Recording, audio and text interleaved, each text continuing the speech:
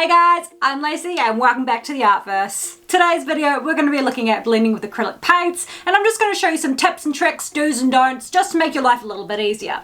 Now this is based towards beginner painters and artists, but if you do want to stick around and learn a few things, please feel free. First off guys, let's look at blending and mixing. They're not the same, sorry to break it to you. When we're talking about mixing is normally when I'm trying to make a brand new colour. So I might be trying to get a nice pink colour. That's when I kind of mix my whites with my reds just to get that nice tone to work with. It's a solid colour and I'm not really having to do anything else with it. When I'm blending, I'm working straight on top of my surface. So normally what I'm doing is I'm trying to blend seamlessly one colour into the next, so then it starts looking like more of a gradient. So, mixed colours is a solid colour. Blending is more looking into gradients.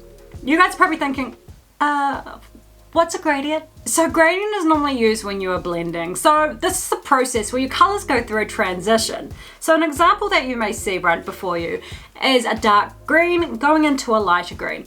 Now this is something you can actually practice at home just to get better with looking at different transitional colours and also help you with the idea of understanding what blending is.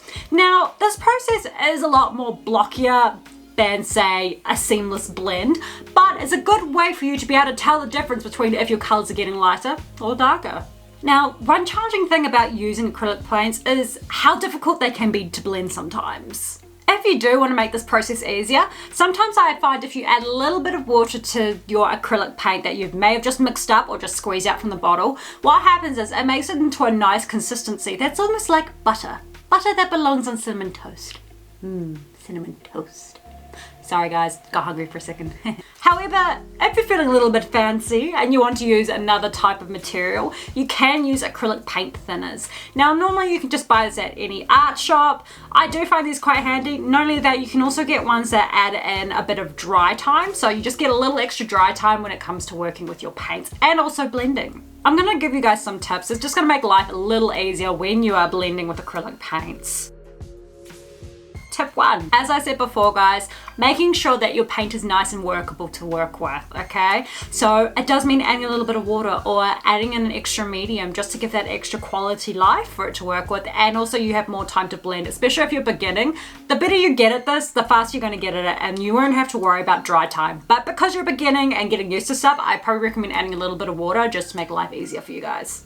Tip number 2 guys, use soft brushes when you're working with acrylic paints, don't use rough brushes. Now, a type of rough brush that I've seen people work with or use multiple times is a hog bristle brush. Now, these are awesome paint brushes when you're working with acrylics and you're trying to get all those details, textures, everything in, and especially when working with thick paint. They're also really great for dry brushing when you're working with acrylics, but I wouldn't recommend it when blending.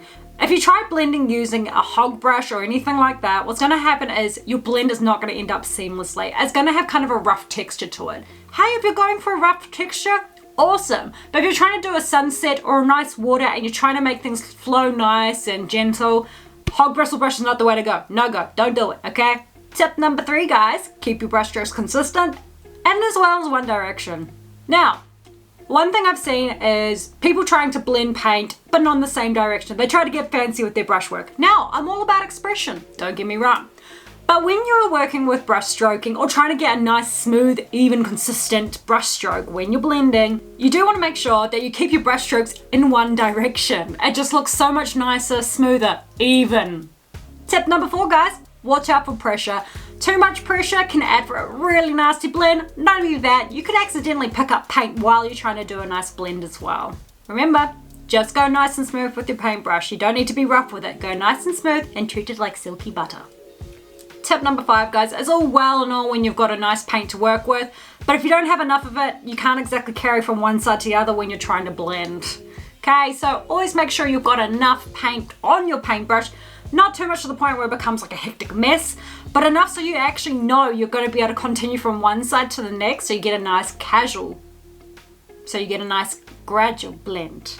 Tip number 6 guys, Remember, don't have too much water in your paintbrush when you're painting. You just want your paintbrush nice and damp. This is when a paper towel or a sponge comes in handy because then you can just take off that excess water.